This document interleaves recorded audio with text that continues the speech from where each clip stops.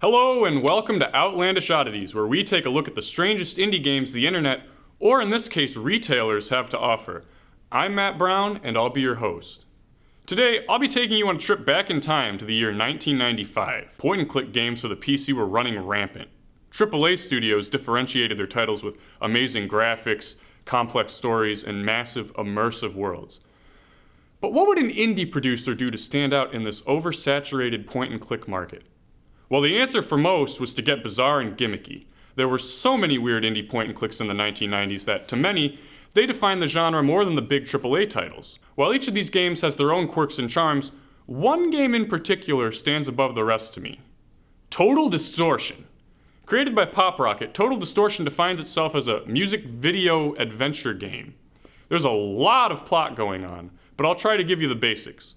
Earth has discovered machines that transport things to other dimensions. These dimensions are created by dreams, mostly from children and teenagers. Humans don't typically travel to them because many of these dimensions are dangerous, and when a human travels to another dimension, they fall into a 6-week coma. You are a music video producer that just inherited $3 million from a dead relative.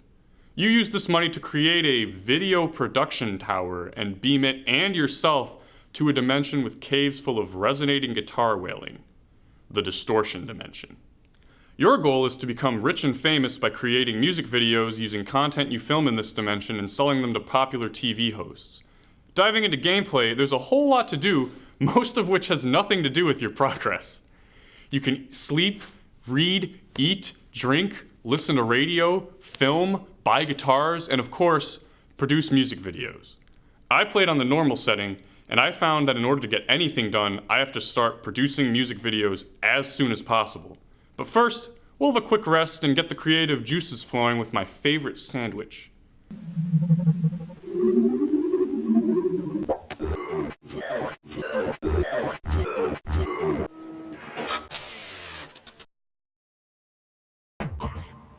I did this to boost my physical and mental energy, and if those are good, my life force slowly improves. Alright, I'm ready and what is this? Okay, so it's not the latest editing software and it's definitely janky, but I think that adds to the charm. Inspiration is often born of limitation. Let's see what I made with the clips offered to me.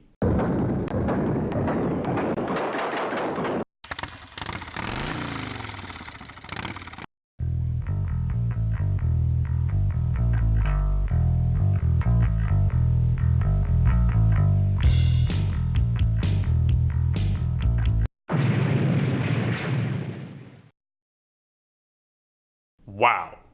A masterpiece, if I do say so myself. Let's see what the hot new TV hosts want to give me for it. What you got, Stevie Groovy? I'll take that video, but I'm not sure it's hit material. Alright, after cranking out a few more music videos, I finally bought a low-end guitar. I'm finally ready to enter the caves and fight a guitar warrior.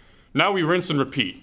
There are a lot of different areas with some different requirements, but those are the basics. And as a game, I don't think Total Distortion really stands up. You have to crank out so many of these videos to get anything done, it feels very repetitive and grindy.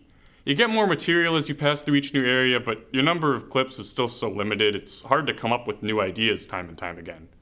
Managing stats on top of everything else can be frustrating at times. But as an experience, I had a great time with Total Distortion. It's such its own brand of 90s wacky, and they don't skimp out on any detail. Each press of a button has its own silly sound effect. It's so packed, in fact, that they resort to putting tons of content into places that have no impact on your progress. I would highly recommend at least trying out Total Distortion. Trying to summarize it is like trying to write spark notes for the dictionary. You really just have to experience Total Distortion for yourself. The amount of love and passion poured into it is nothing short of inspiring. Have a strange indie game you want me to review? Tweet me at ZTV Goofing Off with the hashtag Outlandish Oddities.